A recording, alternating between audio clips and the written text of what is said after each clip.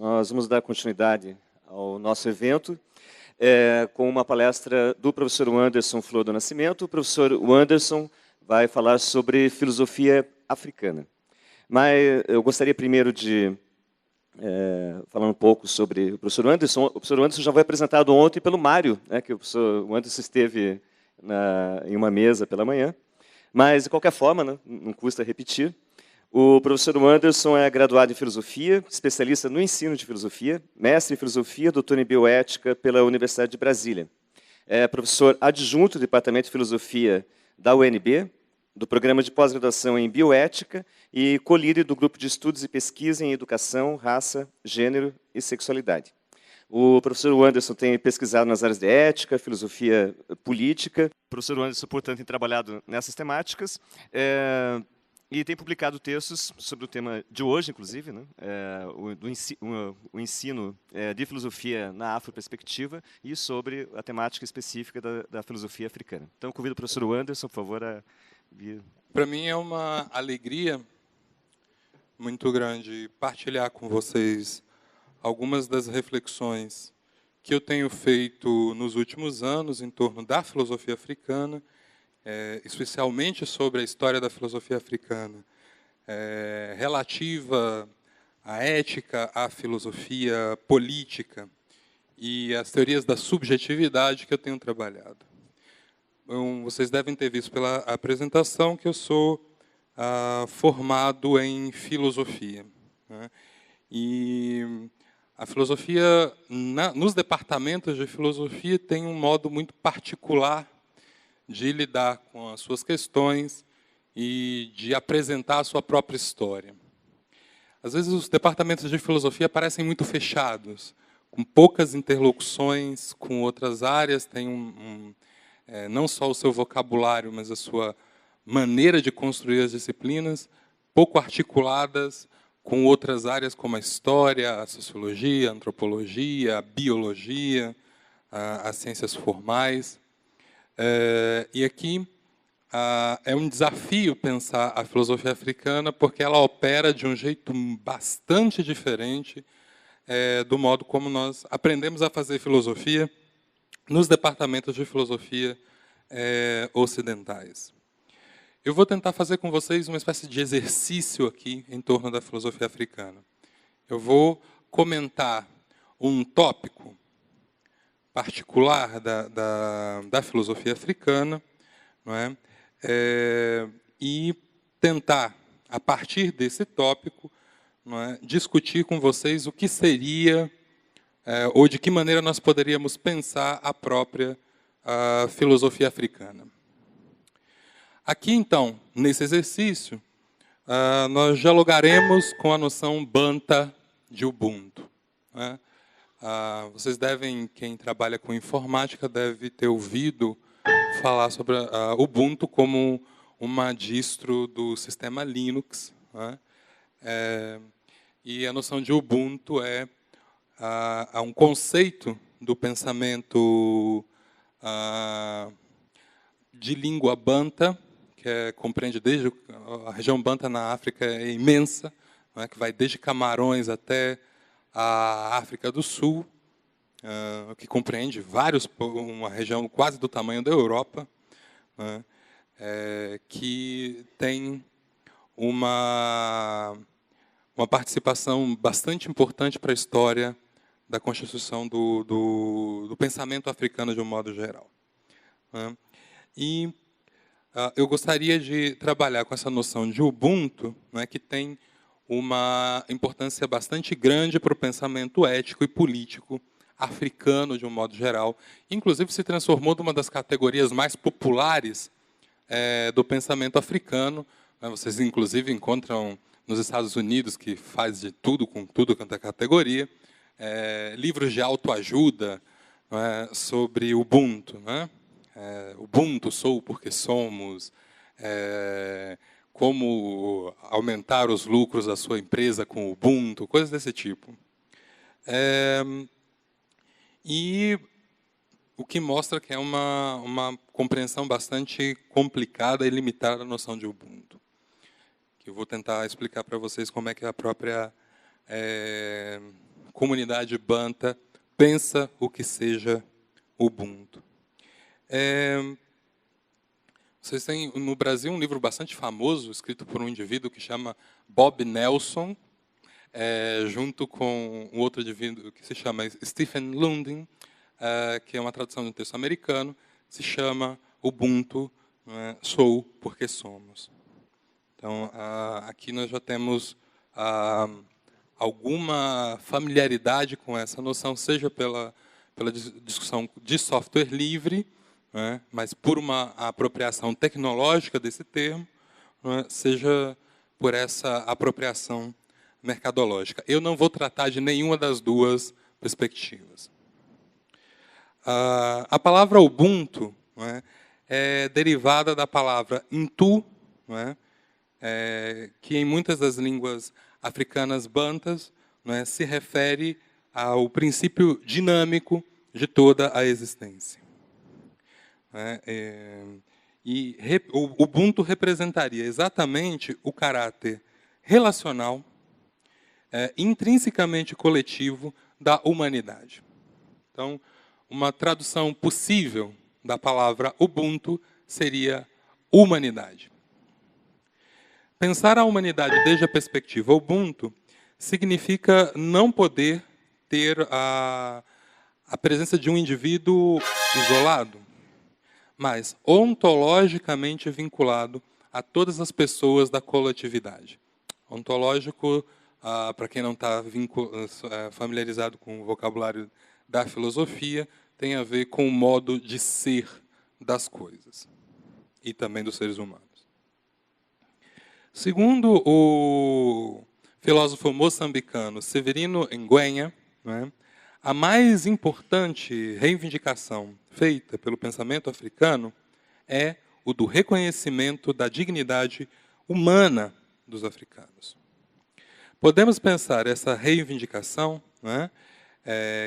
para que possa ser estendida a todos os povos do continente africano, que têm suas presenças no mundo subhumanizadas pela violência moderna e, sobretudo, por aquilo que a gente tem chamado de colonialidade da vida, implica em refazer a própria imagem da humanidade e dos próprios africanos.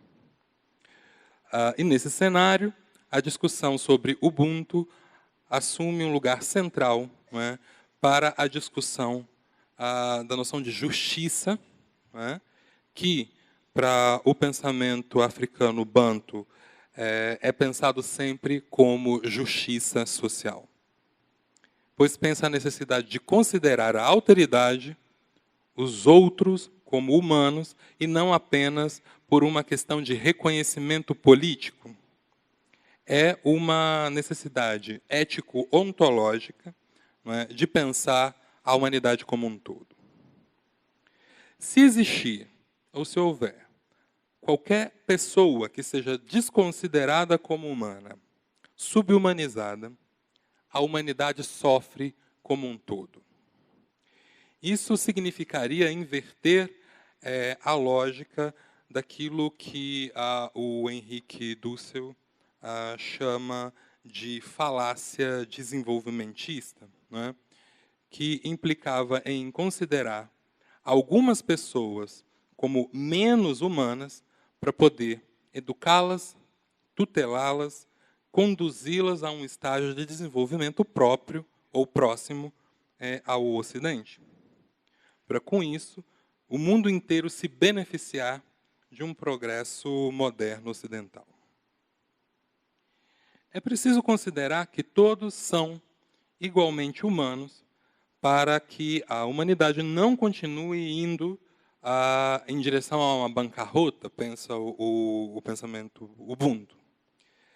Mesmo que alguns grupos econômicos e socialmente privilegiados sintam essa bancarrota de uma maneira bastante particular e atenuada.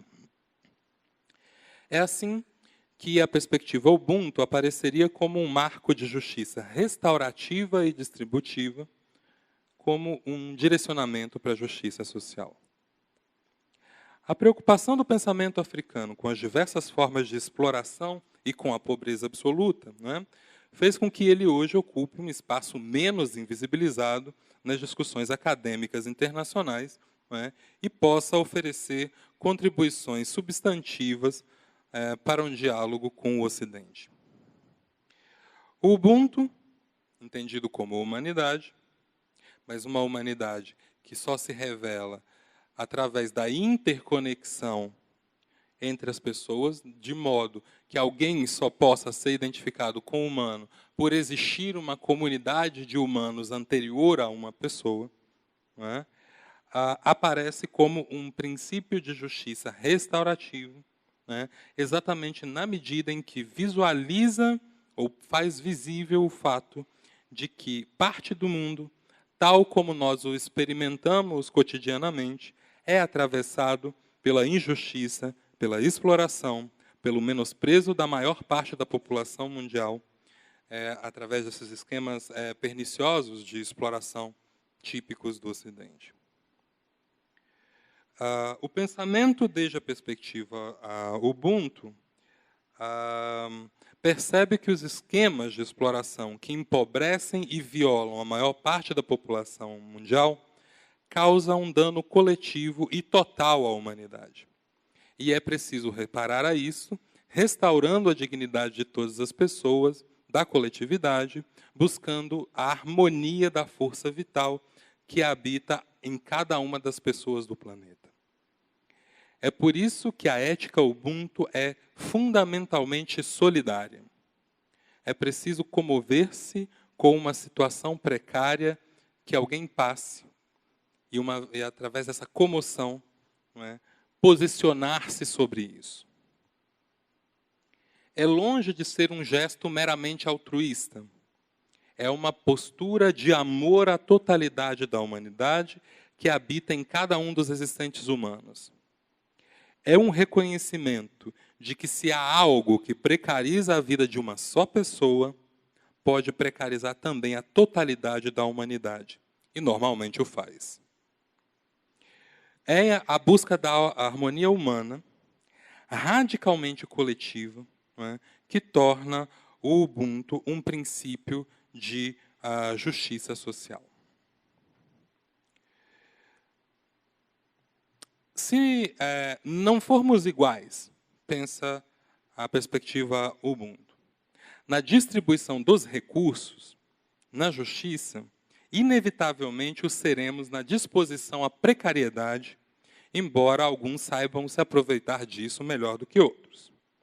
O que mantém o mundo invariavelmente numa situação global de injustiça. Em função dessa percepção, o Ubuntu aparece como um princípio que sustenta que hajamos humanamente com respeito aos outros, de forma a demandar a mesma conduta para nós e para todas as outras pessoas.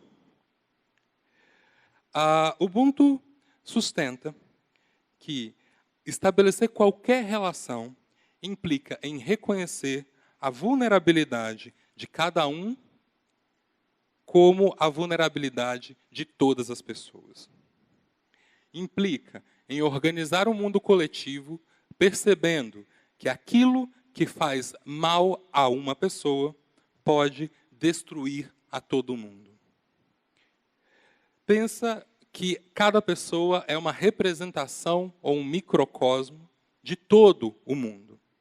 E, a partir dessa percepção, tenta organizar princípios de ação que evite, né, que, de algum modo, se articule, de um lado, benefícios e, de outro, vulnerabilizações estratégicas vindas da prática do poder.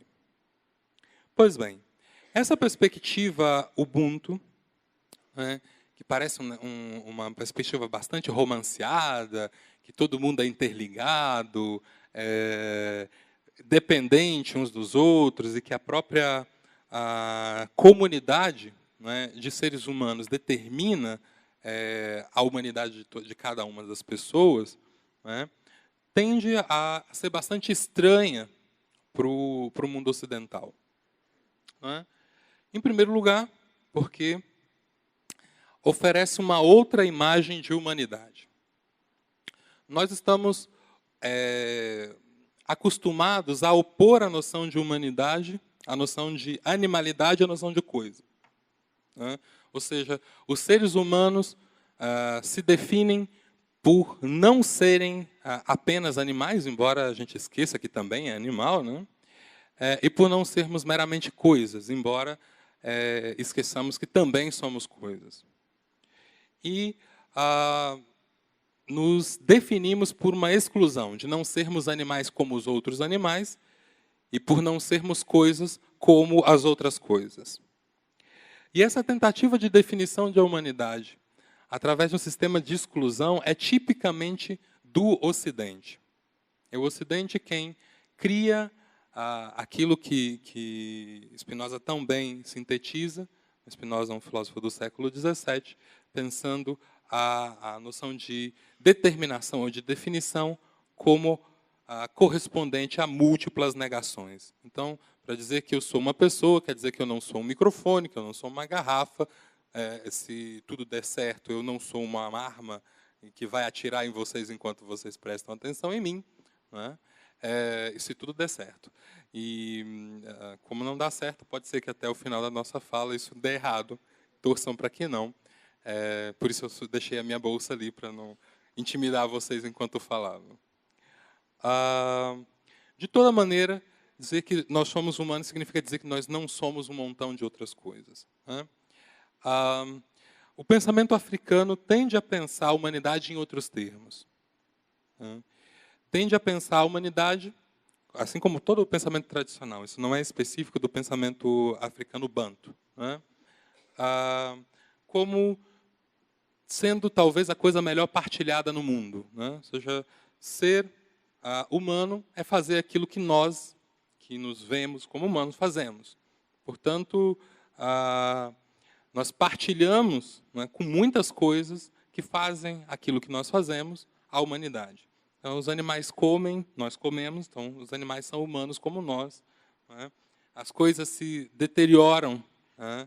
Assim como nós nos deterioramos, portanto, nós partilhamos com várias coisas também a humanidade. Ou seja, a humanidade não é um critério de exclusão, mas um critério de inclusão. E isso determina uma perspectiva completamente diferente no estabelecimento das relações e também na percepção dos jogos de poder. O poder não pode passar pela transformação das pessoas de humanas para não humanas. E nisso implica fundamentalmente a noção de justiça atravessada pelo Ubuntu. Ou seja, nós passamos de justiça como uma restituição daquilo que, como pensava Platão, aquilo que as pessoas têm direito por serem como são, diferentes umas das outras, né, para uma noção de justiça que está alicerçada na ideia, né, de que nós partilhamos da humanidade e aquilo que agride alguém, agride todo mundo, então eu devo evitar as agressões. Uma noção bastante diferente de justiça, né, e que tenta regular também a agressividade. O que, de modo algum, pensa que o mundo é organizado, harmônico. Pelo contrário, o mundo é cheio de conflitos. Tá? Assim, os escorpiões nos picam, nós matamos as outras pessoas também. Então, o modo é como é que a gente lida com essa agressividade que está na natureza das coisas que são humanas como nós. Né? Do mesmo jeito que a gente mata as outras pessoas, os escorpiões picam as pessoas. Não é porque os escorpiões são irracionais, mas é porque eles partilham conosco dessa natureza agressiva dos seres humanos. Isso, eu não sei se vocês percebem essa inversão. Né? Nós tendemos a pensar que quando os seres humanos mostram a sua agressividade, nós estamos dizendo que eles estão agindo de modo irracional ou esquecendo da sua humanidade, que seria dócil, tranquila. Né? O que o pensamento africano vai dizer que é exatamente o contrário, né?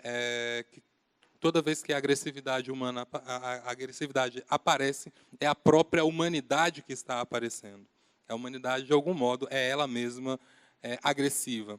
E porque ela é agressiva, nós tendemos a não nos interessarmos numa destruição coletiva, que a gente organiza espaços de convivência.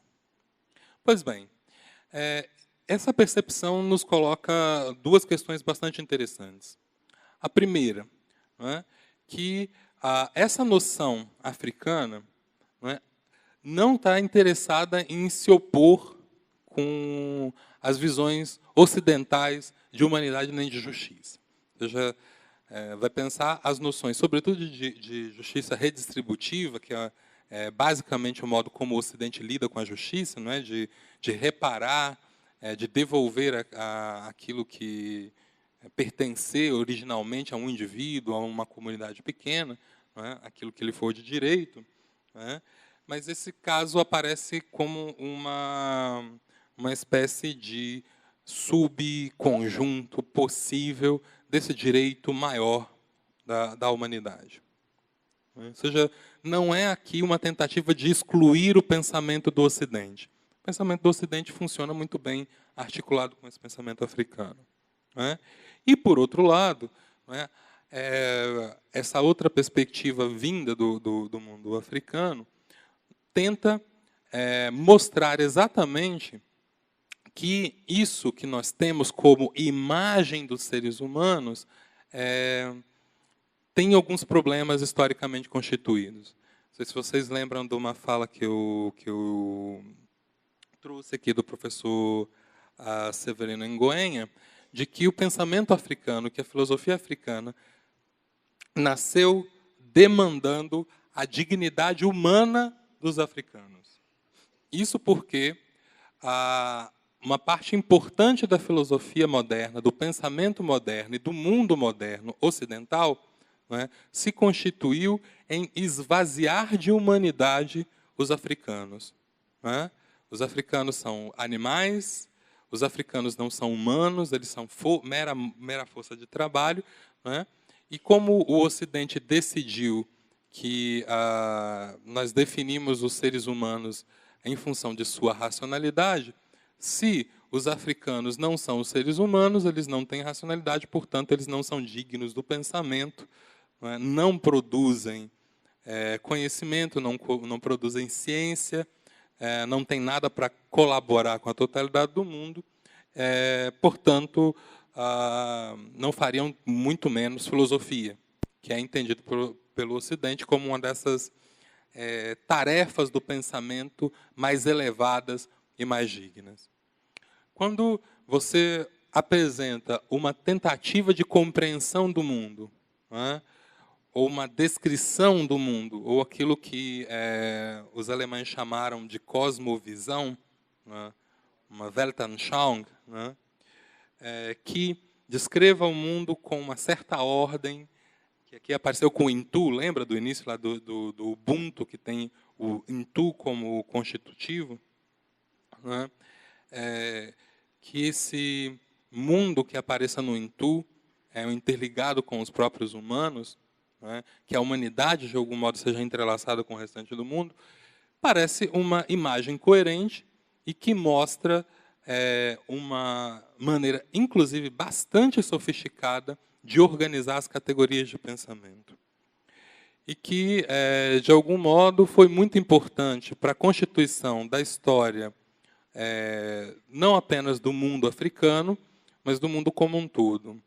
E o que nós fizemos foi simplesmente apagar a contribuição africana, inclusive na produção da filosofia, em termos de protagonismo mesmo. Nós pensamos que a filosofia nasce na Grécia Antiga, através daquele mito do milagre grego, que de algum tipo de fenômeno social inovador no século VI a.C., o mundo se sacode, começa a desconfiar de tudo quanto há, as explicações que se faziam até então se transformam em insuficientes para a compreensão da própria experiência dos seres humanos no mundo, e surge, então, esse modo novo de pensar, que seria a filosofia neste mundo grego. Por sorte, nem mesmo os historiadores ocidentais acreditam mais nisso, mas ainda se apaga o protagonismo de outras comunidades do mundo na constituição desse fenômeno. Vocês podem encontrar pelo menos dois tensionamentos importantes efeitos no próprio Ocidente, dessa tarefa de apagamento de outras participações na constituição da história do pensamento, que, por exemplo, eclipsam ou escondem esse tipo de reflexão que não é recente, ele é ressistematizado recentemente. Isso é parte do pensamento tradicional. E o pensamento tradicional é todo esse pensamento que é possível visualizar anteriormente ao início da modernidade. Obviamente, hoje ele é visto através da própria modernidade, temporalmente, então ele é reconstituído hoje, mas que era possível de ser visualizado antes da própria modernidade. Então, esse pensamento tradicional, não é, era, de algum modo, tensionado ou escondido pela própria modernidade. Né? Entendam aí a modernidade como esse período de transformação do próprio pensamento, onde os seres humanos no Ocidente assumem uma tarefa de progresso, de desenvolvimento, inclusive com uma tentativa de expansão das fronteiras do mundo, né, que acabou fazendo com que nós fôssemos, entre aspas, descobertos, né, aqui no chamado Novo Mundo, também, entre aspas.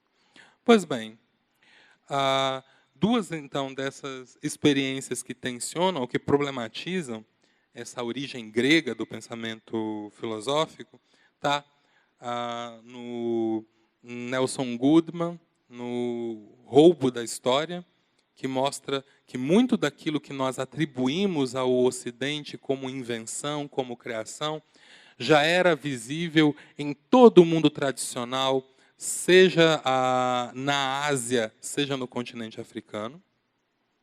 Né?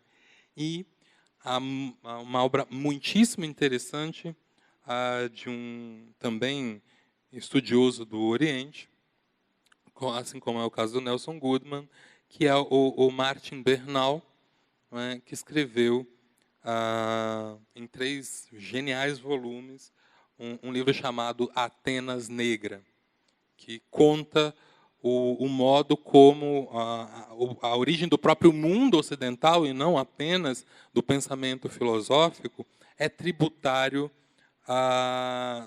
do continente africano, e não apenas desse continente africano mítico do Egito, que de alguma maneira seria já desenvolvido, porque seria muito mais ocidente, né, porque estaria ali na fronteirinha do Mediterrâneo com a Europa, então ele seria como uma espécie de puxadinho, né, da Europa no continente africano.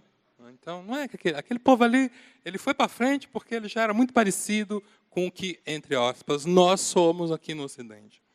O que o Bernal vai dizer é que talvez aquele povo ali do Mediterrâneo, do sul da Europa, fosse muito parecido com o povo africano. Né? Então, tentar desconstruir a ideia de que o Egito era branco, né? Você olha a Cleópatra aí, vivida pela Liz Taylor, branquinha, bonitinha.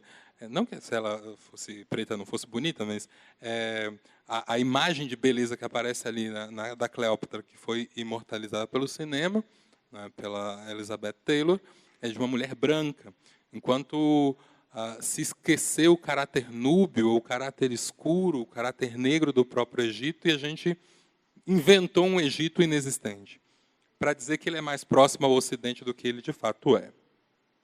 Bom, e o que indivíduos como Cheikh Anta Diop vai dizer é que talvez a Europa seja um puxadinho do mundo africano e oriental. E que a gente... e vejam, são historiadores europeus, pensando isso com exceção do Cheikh Anta Diop, mas no caso do Goodman e do Bernal, são historiadores europeus se dando por conta de que a história da Europa está mal contada. Então, a história do pensamento também, portanto, a história da filosofia está mal contada.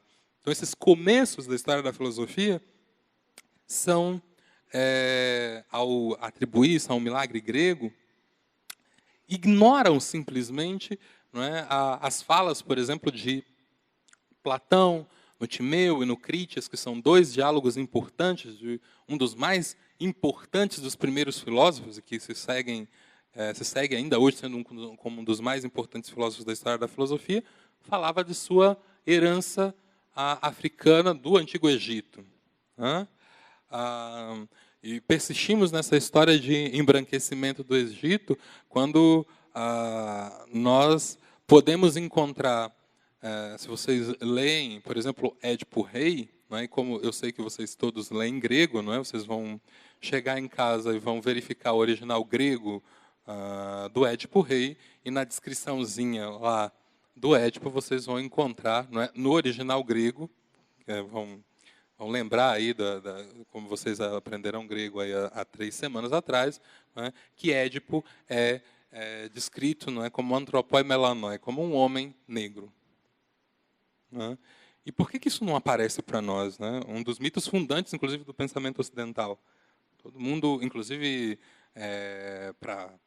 conhece a mitologia de Édipo, e isso é incorporado pela psicanálise, que é tão popular entre nós, para pensar, inclusive, a identidade do Ocidente, a identidade do homem ocidental, do ser humano ocidental. Então, esses que são os nossos mitos de origem, parece que estão mal contados. E o que o pensamento africano, de algum modo, está chamando a atenção, é que se nós queremos um mundo que enfrente, de fato, e esse pensamento africano de corte Ubuntu, né? Primeiro que é importante, eu frisei desde o início que eu estou trabalhando com a perspectiva Ubuntu, que é uma perspectiva Banta, e não geral, porque a África não é um país, a África é um imenso continente, cheio de culturas, cheio de línguas diferentes, de cosmovisões diferentes, e entre as quais a Banta é uma dentre várias. Então, só para não universalizar nada, aqui nós temos uma perspectiva que mostra que, se nós nos interessamos em combater essa injustiça, que nós o tempo inteiro nos desconfortamos, porque podemos ser, a qualquer momento, alvo dessa própria injustiça, né? Nós teríamos que, de um modo geral, ser críticos, né, da injustiça que atinge a qualquer pessoa, inclusive os pretinhos ali que a gente acha que historicamente foram datados, né, ou foram destinados a sofrer, né, como nós vimos agora há pouco tempo, o antigo presidente da Comissão de Direitos Humanos, né, afirmar que os africanos têm que sofrer mesmo, que eles foram condenados historicamente, porque eles são descendentes de Cã, portanto, são amaldiçoados, não deram azar aí de ser sujeitos da desgraça do mundo, então tem que sofrer mesmo. Os bichinhos não têm muita alternativa. Né? Ou seja, enquanto nós, em pleno século XXI, reproduzimos esse tipo de discurso, né, segundo essa perspectiva Ubuntu, nós estamos contribuindo para vulnerabilizar não apenas aqueles africanos que estão ali, mas toda a humanidade. Porque o que está de fundo no pensamento Ubuntu é que, se eu sou indiferente, se eu sou conivente, se eu sou protagonista de qualquer processo de injustiça com relação a qualquer outra pessoa, eu contribuo para que a própria injustiça seja o sistema de organização das relações humanas de um modo em geral. Enquanto nós permitimos que qualquer gesto, que um único gesto de injustiça seja estabelecido, a própria injustiça aparece sempre como um modo geral de organização das relações humanas. Ou seja, aqui o que o pensamento Ubuntu vai dizer é que, se nós admitimos a desumanização dos seres humanos africanos, isso significa que nós permitimos a desumanização de todo e qualquer ser humano que habitar por sobre a Terra. Por todo e qualquer ser humano que habitar por sobre a Terra. Então, o racismo, além de ser uma prática que atinge os seres humanos negros, os seres humanos africanos, os negros na África ou fora dela, né, atinge toda a humanidade. E tende a ser um vírus, né, que de algum modo, prejudica a todas as pessoas do mundo. Então, é um convite, esse tipo de reflexão, a pensar que, enquanto, não é, nós partilharmos ou formos aquiescentes com qualquer forma de opressão, não é, mesmo que seja com uma minoria, entre aspas, ou uma minoria efetiva, né? Não só as minorias entre aspas, mas uma minoria efetiva, quantitativamente, nós estamos sendo convenientes e coniventes, não é, com a existência mesma de qualquer espécie de opressão. Ou seja, nós dizemos sim, precisamos de um mundo opressivo. O que o pensamento Ubuntu vai chamar a atenção é que nós podemos sim reconhecer que o mundo é opressivo, mas o que se trata é de nos perguntarmos o que nós queremos com esse mundo opressivo. Perpetuá-lo ou transformá-lo? Que o mundo é opressivo, acho que todo mundo tá de acordo, no Ocidente ou fora dele, né? Agora, o ponto, o mundo é violento, o mundo é perigoso, o mundo é agressivo. Então, está todo mundo de acordo com isso, em sua totalidade. O ponto é, o que nós queremos com isso? Mantemos essa opressão, mantemos esse tensionamento ou fazemos outra coisa com isso? E o fazer outra coisa implica em, e aqui o pensamento Ubuntu é completamente radical, né? Ou tomamos uma decisão de evitar esse tipo de injustiça, por isso que ele é pensado como pensamento de justiça restaurativa, de um modo completamente incisivo, ou permitimos que as pessoas continuem morrendo, inclusive nós.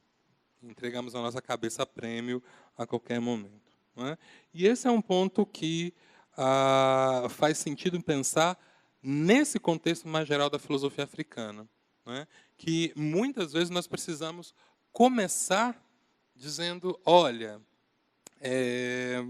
eu gostaria de dizer que o pensamento africano existe, tá? Que aqueles pretinhos que estão ali, eles não só caçam girafas e leões e hipopótamos no meio do mato, nas savanas, enfim, mas eles também, de vez em quando, sentam e pensam. Isso é horrível, porque ninguém se espanta quando se fala em filosofia francesa, em filosofia alemã, mas se espanta em filosofia banta. O que é isso? Uma filosofia da África do Sul? O que esse povo está dizendo? Né? Nunca vi isso nos livros de história da filosofia. E o que isso implica em termos práticos? Né? Meu sonho é que um dia eu não precise ficar fazendo essas justificativas, essas contextualizações, em que a gente examine o pensamento africano, levando em consideração apenas o Ubuntu e tirando toda essa parte metafilosófica, vamos dizer assim, que é uma reflexão acerca da própria filosofia, para ter que justificar a existência da filosofia africana, para ter que justificar a legitimidade da filosofia africana, para que a gente não precise mais, num seminário, né, sobre a presença africana no Brasil, ter uma conferência chamada Filosofia Africana. E é por isso que a gente luta, para que nós tenhamos aqui, alguém está discutindo, sei lá, estética e o sublime, como pensava Kant lá, de um lado, e outra pessoa está na outra ponta da mesa discutindo Ubuntu, sem que a gente tenha que fazer essas distinções meio estranhas. Porque essas distinções só são necessárias, só são pautadas, só são pedidas, porque a gente ainda nega a humanidade dos seres humanos africanos. E por isso que esse é um pensamento que está o tempo inteiro gritando por dignidade. Ele nasceu político, ele é político. Por muitas razões. Primeiro, porque está resistindo a um processo de apagamento, de um lado, né? E de outro, porque, para o pensamento africano, como vocês viram, de um modo geral, o pensamento tradicional, e especificamente o pensamento banto, vocês encontram uma afirmação específica de uma indissociabilidade de todas as dimensões da experiência humana. Então, não faz sentido para o pensamento africano tradicional, sobretudo esse pensamento banto que a gente avalia aqui, pensar como a gente faz nos cursos de filosofia, estuda lógica de um lado, estética, teoria do conhecimento, ontologia, lá sei eu, filosofia do direito, sai dividindo a filosofia em caixinhas muito separadas. Muito embora nenhum filósofo que faça filosofia, no Ocidente ou fora dele, faça as coisas separadas. Assim, quando está escrevendo, quando está pensando, está tudo agindo interligadamente. Aqui se explicita que não é possível pensar as coisas de modo dissociado. Então, por isso aqui, essa experiência africana de matriz banta, não é? Verifica a possibilidade de falar, não é, sobre o pensamento de modo interligado, porque a própria cosmovisão tradicional africana, de uma maneira geral, e especificamente banta, não é, vê o mundo todo interligado. Vê o mundo como uma espécie de grande teia. Não é? E a busca da harmonia seria um modo de lidar com esses desequilíbrios, com essa rede de opressões que as pessoas observam no cotidiano. Né? E aqui nós temos, obviamente, uma saída muito direta, inclusive, para esse processo de autoajuda. Você consegue entender porque vocês veem tantos discursos vinculados com a autoajuda, né? Mas também vem como que o próprio Ocidente percebe nessa articulação do pensamento africano esse caráter colaborativo, né? Solidário. Por isso que o Ubuntu, como distro do Linux, é pensado como um desses signos de colaboração, né, de colaboratividade, na construção de uma ferramenta para disponibilizar conhecimento, disponibilizar modos de interação. Né? E, assim, né, o pensamento Ubuntu aparece como um convite para reconhecer a humanidade que está em tudo, não apenas em nós, e sobretudo em nós ocidentais, né? Tomar uma decisão frente ao sofrimento do outro. E esse é o ponto principal. Não é apenas ver o mundo como essa grande irmandade, onde tudo se abraça, essa coisa meio agoniante da autoajuda. Não é isso que está em jogo. O que está em jogo aqui é que relação nós estabelecemos com o sofrimento do outro e da outra que nos aparece cotidianamente. Então, esse é o convite que o pensamento Ubuntu coloca, né, como uma faceta genuinamente africana do pensamento do mundo. Essa é a primeira provocação que eu gostaria de fazer a vocês, né, e agora ouvir o que vocês têm a dizer acerca dessas provocações bastante gerais que eu fiz. Muito agradecido. Parabéns pela exposição rápida, mas bastante clara.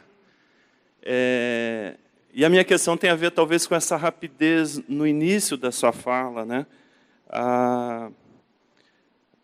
O pensamento Ubuntu, sou porque somos, né? Me chamou bastante a atenção, porque a noção de subjetividade ocidental ela é marcada pelo pensamento de Descartes. E Sartre, que acho que é um dos pensadores do século XX mais engajados nessa questão da humanidade, questões éticas, enfim, ele parte dessa noção de subjetividade cartesiana. E me parece que há uma proximidade do ponto de vista dessa ideia do engajamento, né? Mas a perspectiva é outra. Né?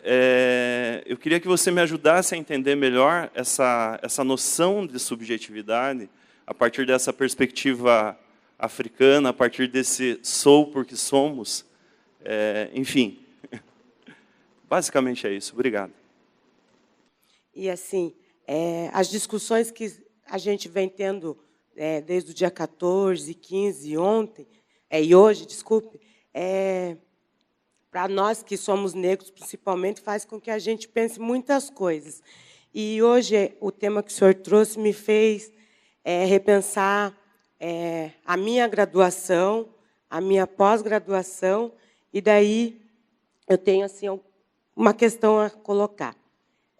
A humanidade, como ela está colocada, né, pelo Ocidente, ela nos faz pensar o mundo contemporâneo. E na construção da história, nós sabemos que nós, negros, a gente tem uma contribuição muito grande, porque a África é considerada o berço da humanidade. Então, assim, como que o berço da humanidade, que é a África, você não vê se falar nada sobre isso, né? Então, a pergunta que eu tenho para fazer é assim: quem realmente é o animal irracional nessa postura banda? Né? Porque se a África é o berço da humanidade e nós, negros, somos colocados como animais, qual que é a dignidade do branco nessas questões atuais? Que ele não tem o caráter de repensar realmente a postura dele frente ao negro na humanidade como ela está posta hoje. Então, quem realmente é o animal irracional? É isso que eu quero que o senhor tente explicar. Então, fico contente de ver que aquilo que há 30 anos atrás para nós era um silêncio absoluto, né, agora pode ser vocalizado, como você fez tão bem aqui. Eu me lembro que quando eu andava garimpando atrás de notícias de filosofia africana, eu achei uma mínima noção comentada num site italiano, falando de um suposto livro publicado na República do Congo por um bispo, filósofo, que escreveu a filosofia do nós. Que, não sei se você tem informação disso, né? Eu nunca achei esse livro, mas eu usei bastante a inspiração da noção, porque ele dizia que o africano, diferentemente do europeu, prioriza exatamente o que você falou, que é o aspecto comunitário. Quando nem Habermas abandona a noção da subjetividade, do eu. Penso, logo existo, etc. Então, a partir daquelas inquietações, por longo tempo, fiquei à procura de notícias da construção de pensamento africano. E naquilo que hoje eu vejo assim como desafios para nós, e aqui é onde eu gostaria de localizar uma provocação para você comentar, com a vinda dos nossos ancestrais para cá, o que se estabeleceu foi, de certo modo, uma disputa por projetos. Então, nessa construção e reconfiguração do mundo, com as multidões sequestradas e plantadas aqui, nas Américas, que indícios nós podemos recolher, por exemplo, no caso brasileiro, dessas marcas africanas do entendimento do humano no mundo? Como você pontuou ali, o Ubuntu, que sinais nós encontraríamos nas nossas periferias, no nosso cotidiano, que nos permitem lembrar essa cultura que foi, de certo modo, transplantada para cá e readaptada por aqui, talvez? Bom,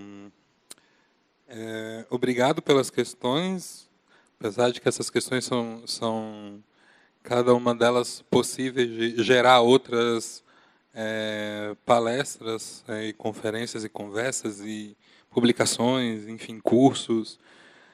E eu acho que vocês esperam, inclusive, que eu não faça uma nova palestra sobre cada uma dessas questões, por sorte. Mas eu vou tentar passar rapidamente sobre elas. Bom, eu começo pela questão do Vanderlei. De fato, a fala foi rápida e apesar de que a subjetividade seja exatamente o meu tema de pesquisa, desde que eu me entendo por gente, academicamente, o que eu tenho tentado entender, traduzindo aquilo que, como Foucault interpreta, né, a leitura do Nietzsche, como é que nós nos tornamos aquilo que nós somos. Então, a subjetividade é um problema que sempre me interessou e continua me interessando aqui no pensamento africano. O pensamento africano pensa a subjetividade de um modo completamente distinto, né? E essa ideia do sou porque somos, que acabou virando meio que um bordão irritante, eu odeio bordões, lugares comuns, eu não gosto nada disso, mas aqui, inclusive, ele acaba dificultando a compreensão, enquanto bordão, de um pensamento complexo e que pode soar muito antipático para o mundo ocidental.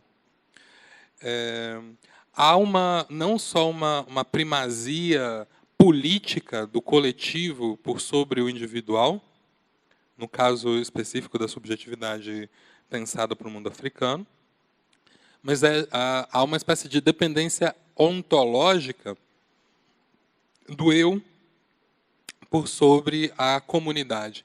E a comunidade é entendida num sentido bastante largo. A comunidade não é apenas a cidade onde eu vivo, mas a comunidade é sempre pensada como composta pelos meus antepassados, que são parte da minha comunidade, são aqueles que, inclusive, possibilitaram que materialmente eu existisse, né? Porque construíram as condições materiais para que eu nascesse, inclusive o corpo, né? Aquelas pessoas com quem eu vivo agora, com quem eu partilho o mundo temporalmente, e as pessoas que ainda vão nascer. Então, isso é a comunidade, e é isso que é a condição ontológica de possibilidade da emergência de qualquer indivíduo. Esses indivíduos não são independentes, não são livres e não são autônomos, o que já cria uma antipatia enorme para esse pensamento para o Ocidente. Enquanto a gente está aqui defendendo a liberdade, né, a autonomia, esse é um pensamento que diz que a pior coisa que pode acontecer a um ser humano seria ser autônomo, que seria de alguma maneira dar a si mesmo as leis de como se conduzir pelo mundo. Isso é absolutamente impossível para esse tipo de pensamento, pelo contrário, ele aponta para uma extrema dependência, mas uma relação de dependência não opressiva, uma relação de dependência não sufocante. Ou seja, é a identificação do pertencimento a uma comunidade, e só quando você se percebe como pertencente a uma comunidade que já foi, que é e que será, né, ao mesmo tempo, é que você consegue se identificar como ser humano. E só a partir dessa percepção é que a tua capacidade de agência, que aqui é absolutamente fundamental para a concepção de subjetividade para o mundo africano, e sobretudo para o mundo banto, eu tenderia muitíssimo a ter cuidado com a tradução de Ubuntu por sou, porque somos, né? Para dizer, eu ajo porque somos. Talvez seja muito mais efetivo. Ou seja, eu só consigo fazer qualquer coisa no mundo, interagir no mundo, porque nós somos. Não é? Sequer é possível falar em um eu. O eu seria uma parte solúvel mesmo nessa comunidade. Não é? E o engajamento aqui é exatamente possível, porque só é possível se engajar numa comunidade, num conjunto de valores, num conjunto de práticas que está cheio de tensões e que eu me interesso por modificar de alguma maneira. E isso constitui a própria autoimagem dos sujeitos para essa perspectiva banta. Né? Ou seja, os indivíduos que só conseguem se enxergar como humanos, que a humanidade emerge, né, na possibilidade de agir no mundo coletivo cheio de tensões, e que a gente tente lidar com essas tensões de maneira a minimizá-las, porque esse é um pensamento que também vai longe de qualquer romantismo pensar na impossibilidade de um mundo sem tensões. Então, o que significa, de algum modo, que a própria tensão é constitutiva do ser humano, porque nós somos parte do mundo, né? E que essa tensão nos coloca numa tarefa de interdependência de um lado e de outra de sempre estabelecer uma relação do que nós queremos com essas tensões. Ampliá-las, reduzi-las, gerir bem, tirar proveito, né, que eu sinta essas tensões de uma maneira menos dramática do que as outras pessoas. Isso, inclusive, é a grande problemática do poder, né? Ou seja, para o mundo africano. Ou seja, a tensão existe. Agora, o que acontece com o encontro, o impacto das outras pessoas com essas tensões? O que eu ganho com isso, ou o que eu perco com isso? Isso é o modo como essa perspectiva pensa o poder. E aí todos os desdobramentos. Então, nesse sentido, nós temos uma espécie de pensamento antimoderno, no sentido cartesiano, né? Que coloca a certeza da existência na percepção radical da comunidade. E, para esse pensamento, não há alteridade. Isso é muito difícil de pensar para nós. Não existe alteridade para esse tipo de pensamento. Não há um outro, porque tudo é uma coextensão. O nós é tudo. Se o nós é tudo, onde está a alteridade? Isso é muito difícil de pensar. A gente constitui o pensamento ocidental numa oposição entre o eu e o outro. Inclusive, toda a questão cartesiana da percepção do eu, penso, é preciso ser colocada apenas na desconfiança da alteridade do mundo e das outras mentes. E aí começa toda, inclusive a dualidade da res cogitans e a res extensa, que a res extensa é o princípio básico da alteridade do mundo, inclusive. Veja que a discussão filosófica tem um vocabulário lindo, né? Completamente sociável, né? Compartilhável. Bom, Juliana, você faz uma pergunta que eu não sei se eu dou conta de responder a Juliana. Eu não sei se eu dou conta de responder. Eu também não sei se eu dou conta de responder a pergunta que o Vanderlei colocou, mas a gente fala assim mesmo, mas sem saber se eu dou conta de responder. Mas a tua pergunta, Juliana, coloca um problema que eu tenho tanto com o pan-africanismo, com essa ideia de África como berço. O discurso desenvolvimentista, que eu evoquei logo ao início da minha fala, vai ver com muito bons olhos esse negócio de que a África é o berço da humanidade, que tudo saiu da África, né? Mas, num discurso de desenvolvimento pensado em termos de progresso, o berço é a desgraça. É aquilo que você tem que soltar para trás. É aquilo que você tem que abandonar. Se você quer crescer, ser criança é um inferno. Ser criança é ser atrasado, é ser aquilo que você tem que deixar de ser. Então, ser o berço é aquilo que qualquer... Alguém aqui, por favor, diga para mim que vocês não durmam em berços mais, né? Ninguém aqui dorme mais em berço, é aquilo que você deixa para trás. Isso é aquilo que você abandona. Se você quer entrar na idade adulta, na maturidade, no período do progresso, no desenvolvimento, o berço é o que você abandona.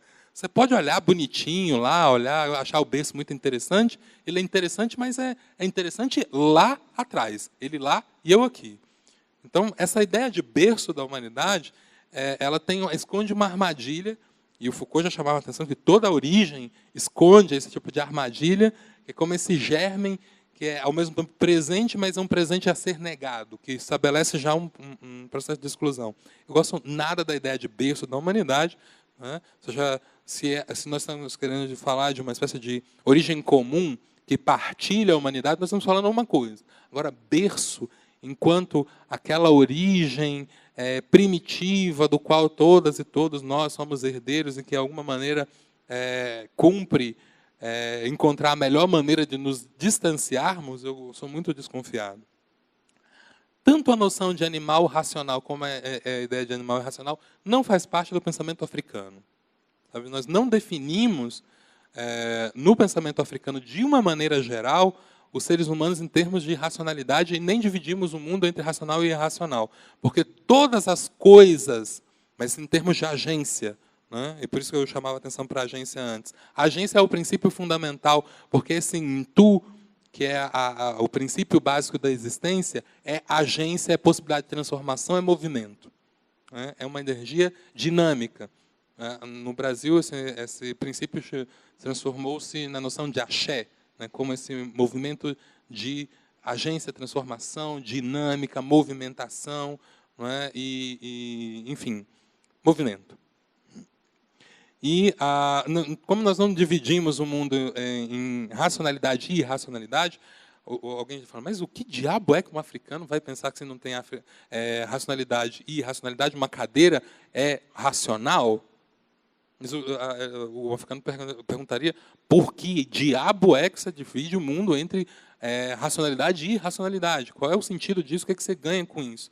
Porque a cadeira pode fazer coisas com você que você não pode fazer com ela. E alguém que já tocou com o dedinho mindinho na quina de uma cadeira sabe o que uma cadeira pode fazer com você. As coisas têm agência. Né?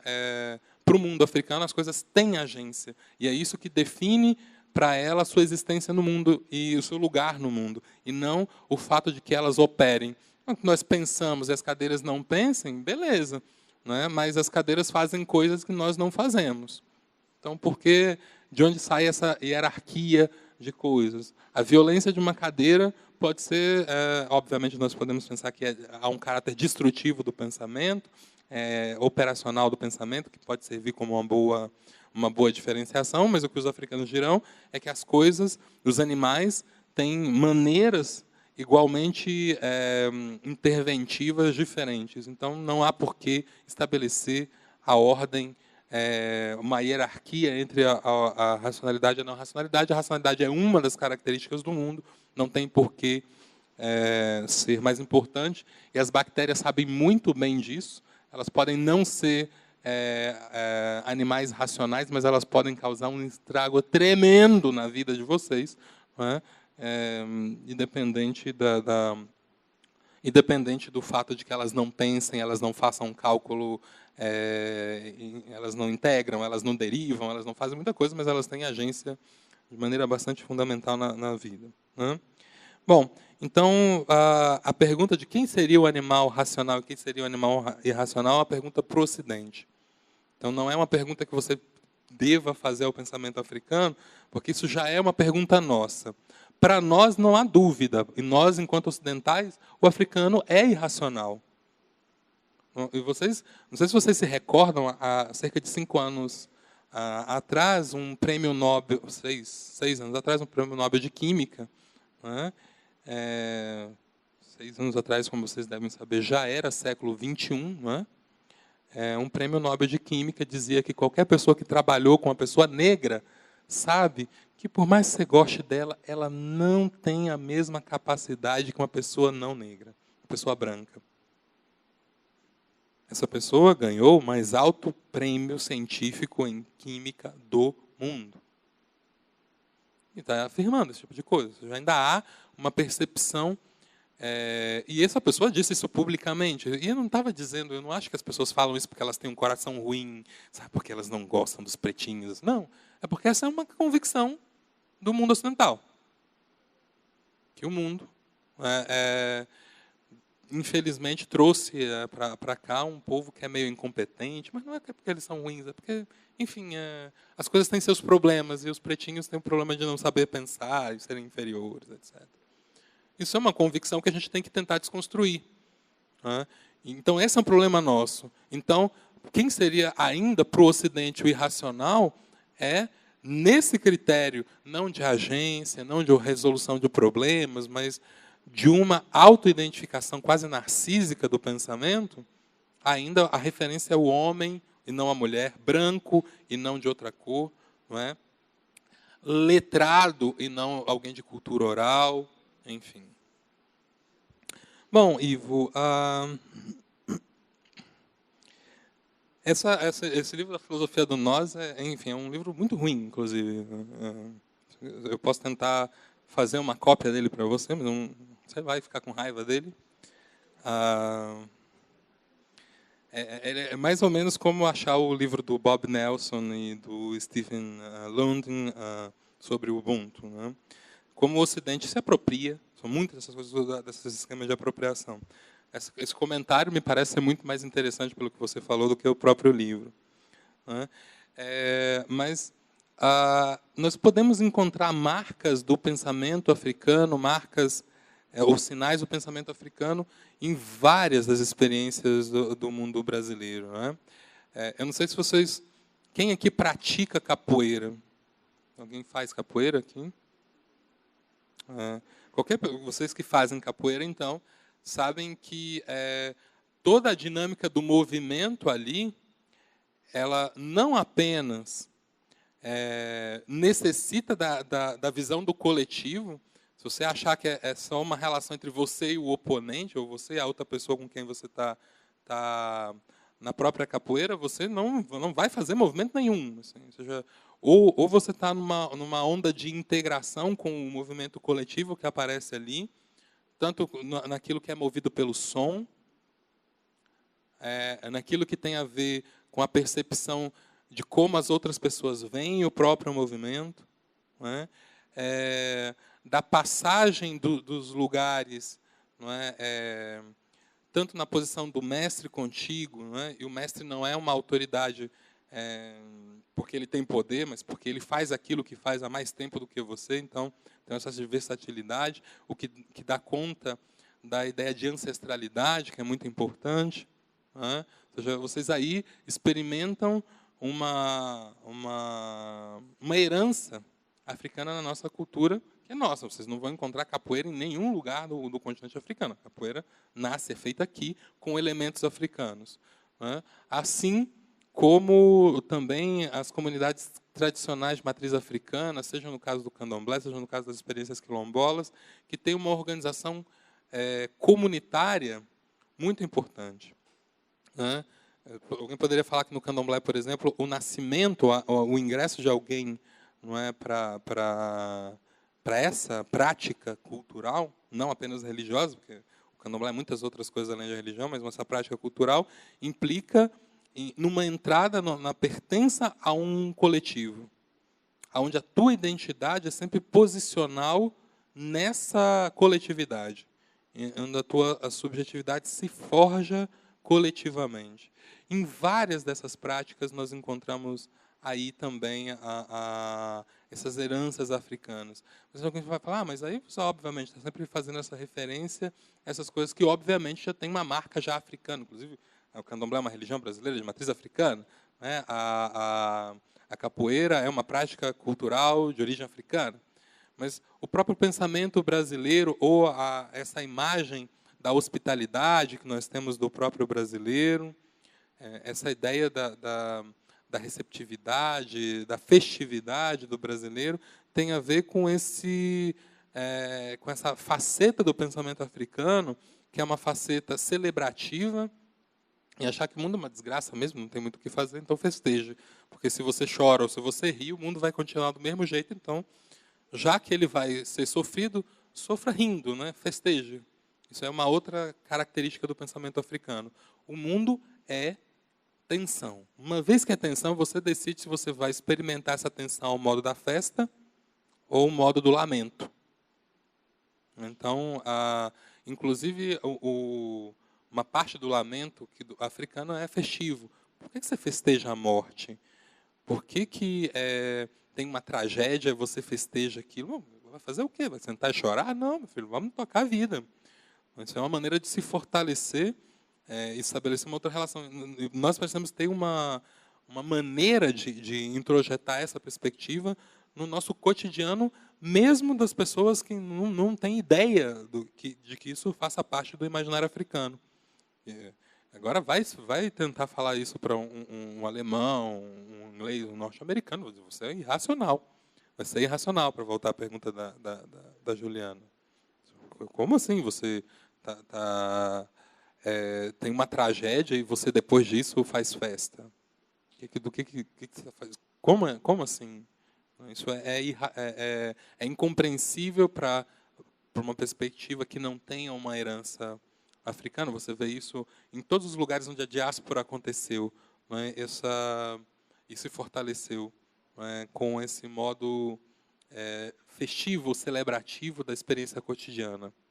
Então, nós fazemos festa com tudo. A ideia de que no Brasil tudo acaba em samba, é isso. No Brasil, em qualquer lugar da diáspora. E isso é tido como já uma maneira pejorativa de dizer. Né? A gente não está falando que isso é interessante. Por que não? Que coisa massa que tudo acaba em samba. Né? Isso não era para ser uma crítica, isso era para ser festejado. Então, nós encontramos vários desses sinais. E talvez a gente não saiba que esses sinais são herança africana. Porque a gente conhece o que do continente africano? O que é que vocês conhecem, por isso, a velha discussão sobre a 10.639? O que é que vocês sabem do mundo africano? O que vocês conhecem, para além do fato de que os pretinhos foram trazidos e pretinhas foram trazidos nos navios negreiros, foram escravizados? O que a gente sabe? Como é que eles se organizam e elas se organizam? Como é que é a gestão da vida? Quais são o conjunto de valores que essa experiência bastante heterogênea tem? O que a gente sabe sobre isso? Talvez quando a gente souber um pouco mais, não só dos estereótipos, quando a gente conhecer um pouco mais os valores, as crenças, as práticas, a gente saiba, opa, isso aqui é nosso também. Então, na medida que a gente vai conhecendo, a gente tende a identificar o que a gente tem de africano, quando a gente sabe o que lá, seja lá o que foi isso que a gente chama de africano. Nessa forma de pensar, nessa forma, é Ubuntu que fala? Ubuntu, de pensar como se estabelece a relação de convívio entre os gêneros. Na realidade, o final da sua fala aqui me instigou a fazer uma colocação. Não sei se é uma pergunta ou o que é. É que você estava falando da presença da cultura africana no Brasil, e nós podemos visualizar isso de forma bastante forte nas regiões que têm uma presença africana bem acentuada. Tá? Eu digo isso porque eu sou baiana. Tá? Maior parte da minha vida eu morei em Salvador, absorvi a cultura soteropolitana, que é a cidade mais negra do Brasil, fora da África. Tá? O maior contingente de africanos vieram para o Brasil, nós sabemos disso, mais de 4 milhões de africanos durante 300 anos de comércio de africanos, que era um comércio bastante lucrativo, por isso que durou tanto tempo. E aí nós percebemos essa influência da cultura africana muito forte no Recôncavo Baiano, em Salvador, que é uma área que tem uma forte influência africana. E aí nós percebemos essa diferenciação em relação aqui, o sul do Brasil, que já tem uma influência maior da cultura europeia, em relação ao Recôncavo Baiano. Tá? Então, essa coisa da receptividade, da alegria, da festividade, de receber o outro, que não tem vínculo sanguíneo, mas que é somente o outro, de considerar o outro como se fosse da família. Tá? Então, isso a gente não percebe aqui. As famílias são muito fechadas. Então, só isso, só registrar que no Recôncavo assim, a cultura africana é muito forte e a autoestima do negro é muito alta. O negro é lindo. Tá? Bom, a Cláudia, começa pela fala da Cláudia. Então, eu vivi há um tempo no Recôncavo, eu fui concursado da Universidade Federal do Recôncavo, no curso de Filosofia do Centro de Formação de Professores em Amargosa. Apesar do nome da cidade ser Amargosa, o lugar não é amargoso. O Recôncavo, de uma maneira geral, é um lugar à parte do mundo. É um pedacinho de alguns lugares da África que se hospeda entre nós. Então, eu só teria cuidado em dizer que nós vemos a cultura africana lá e não vemos no Sul. Talvez aqui nós vejamos pouco. Eu tenho aqui encontrado, vindo ao Sul já algumas vezes, uma forte influência africana, mas parece que o racismo faz com que a gente veja menos isso. Não é tanto que essa presença não esteja aqui, que a gente vê menos. Ontem, falando com a nossa companheira que está vendendo os livros, que trabalhou com quilombos aqui. São muitos quilombos no sul, são vários quilombos aqui, inclusive no Paraná. Então, nós temos essas comunidades aqui, só que o racismo faz com que a gente veja pouco. E que eu tive essa mesma experiência, curiosamente, também em Salvador. Né? Em Salvador, embora 80%, mais de 80% da cidade seja negra, tem uma espécie de absurda invisibilidade com relação... E aí, invisibilidade de direitos, né? A invisibilidade das pessoas, porque todo mundo vê os pretos em tudo quanto é lugar.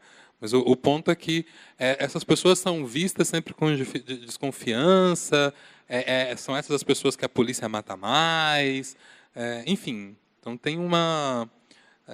o negro é lindo, mas o negro apanha da polícia.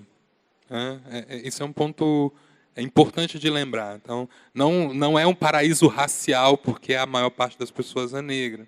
Então, o racismo é absolutamente presente lá como aqui.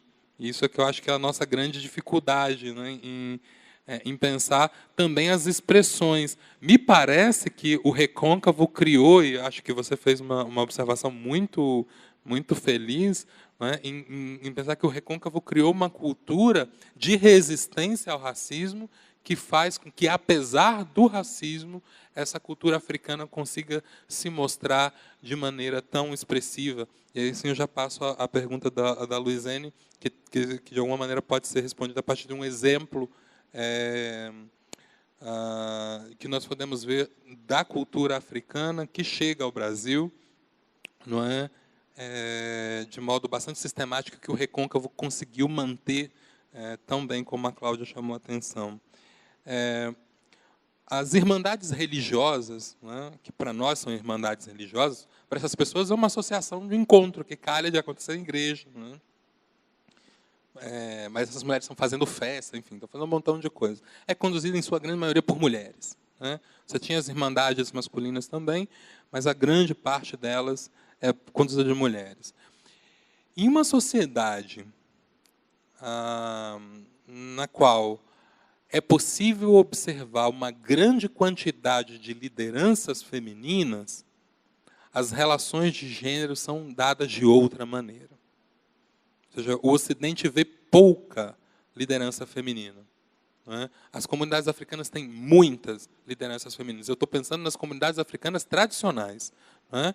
Hoje, você vê uma tensão muito maior no interior das comunidades africanas em função da própria relação já com o Ocidente e o seu patriarcado. O patriarcado é encontrado também nas comunidades tradicionais africanas? São. Você encontra o patriarcado aí, mas de uma outra maneira. Não é? Você tem, nas comunidades africanas, o chefe da família continua sendo o marido, igualzinho aqui. Só que, em vários lugares, vocês podem ter maridos de vagina. Então, ou seja, quem ocupa a função... Quem ocupa a função de marido pode ser uma mulher. Quem ocupa a cabeça da família pode ser uma mulher. Então, embora você mantenha essa relação dicotômica, entre o masculino e o feminino, isso é muito mais fluido no mundo africano do que nós gostaríamos de admitir. O que transforma toda essa discussão muito mais difícil. Ou seja, tem uma epistemóloga nigeriana que eu gosto muito, que se chama Oyeronke Oyevumi, né?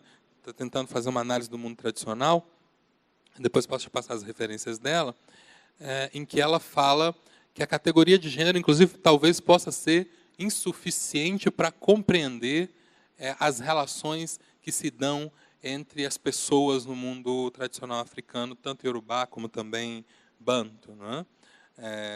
Vocês têm... Não são muitos os lugares onde você tem a referência de uma liderança feminina na história. É quase impossível fazer uma aproximação, mesmo que seja rápida, não é? Do mundo banto, tanto no Brasil como em Angola. Por exemplo, o Quilombo dos Palmares. O Quilombo é uma instituição banta, como a gente sabe, não é? Teve na história tem lá Dandara. Você não precisa fazer esforço nenhum para saber que tem Dandara lá. Se você abrir qualquer livrinho que fale sobre Palmares, você vai encontrar Zumbi, vai encontrar Gangazumba, mas vai encontrar Dandara também. Em Angola, que é também um país de influência banta, de cultura banta, não é? Você encontra, por exemplo, a rainha Ginga, como referência fundamental. Isso não é comum na história do Ocidente, porque ela é uma rainha como muitas rainhas existiram. Isso é bem diferente. Então, nessa perspectiva em que todo mundo é humano, todo mundo é igual e, por isso, todo mundo é diferente, a relação entre homens e mulheres é situacional. Então, em alguns momentos, o jogo político vai estar na mão dos homens, em outros vai estar na mão das mulheres, né? E um dos pontos é que, muitas vezes, em função do patriarcado, se identifica o mando político com o masculino, né? Vocês aconselho vocês a assistirem um filme chamado Madame Brouette, né? Que vai mostrar muito bem que consequências tem isso no mundo africano, né? E como que as lideranças africanas também passam pelo feminino e de modos diferentes. Vejam aí como isso se instancia na relação com o islamismo no mundo africano. Em um outro filme, o cinema africano é muito bom para compreender como é que os africanos e africanas se veem a si mesmos. Um outro filme que é um filme chamado Moolade, né? Moolade. Depois eu posso passar as referências a vocês e nos ajuda a pensar, e sobretudo porque ele retoma uma outra observação muito interessante que a Cláudia fez, que é a ideia de hospitalidade. Moolade é um ritual de hospitalidade, né? Muito parecido com isso que a Cláudia chamou a atenção, que é tratar essa pessoa que não é da tua família como se ela fosse. Isso é muito nítido. E se passa em Burkina Faso, por exemplo, esse Moolade. Então, são informações interessantes. Ou seja, a gente está tentando entender ainda, porque a gente está tentando ler o mundo africano com as categorias ocidentais. Então, as categorias de gênero, aí começa um montão de problemas, né? O que significa uma mulher ser marido? Começa a ter nós na cabeça, porque isso é uma categoria que serve para pensar aqui. Então, quando eu falo que é possível existir maridos de vagina, opa, parece que alguma coisa sai dos eixos de compreensão do modo como a gente entende essas relações no mundo ocidental, né? Mas, infelizmente, o patriarcado talvez seja uma das formas de experiência, pelo menos nos últimos 3.400 anos, visíveis em vários lugares do mundo, infelizmente, né? Eu não sei muito bem o que a gente faz com isso. Talvez seja o ponto de perguntar como o Ubuntu pergunta, né? Olha, eu tenho que tomar uma posição com isso. O patriarcado é o caso. E o que a gente faz com ele? Reifica, continua, estabelece uma outra relação. Não é perguntar em que lugar do mundo não tem patriarcado, mas como cada lugar do mundo lida com o seu patriarcado. E aqui você vê, por exemplo, a Constituição de Lideranças Femininas. Isso chega no Brasil, na organização das comunidades tradicionais, em qualquer lugar do país que tem organizações comunitárias negras, vocês têm lideranças femininas muito fortes. Em qualquer lugar do país. Isso é nítido. Uma comunidade quilombola, você vai encontrar líderes homens e líderes mulheres. Em movimentos populares negros, líderes homens e líderes mulheres. Nas comunidades tradicionais de matriz africana, nos terreiros, por exemplo, a maioria, até o início da década de 90, quando o candomblé começa a se embranquecer, a maior parte das sacerdotisas eram mulheres. Então, as lideranças dessas comunidades eram mulheres. Isso se transforma muito recentemente. Então, as relações são diferentes. Então, há patriarcado? Há patriarcado. Como que a gente lida com ele é que é a questão.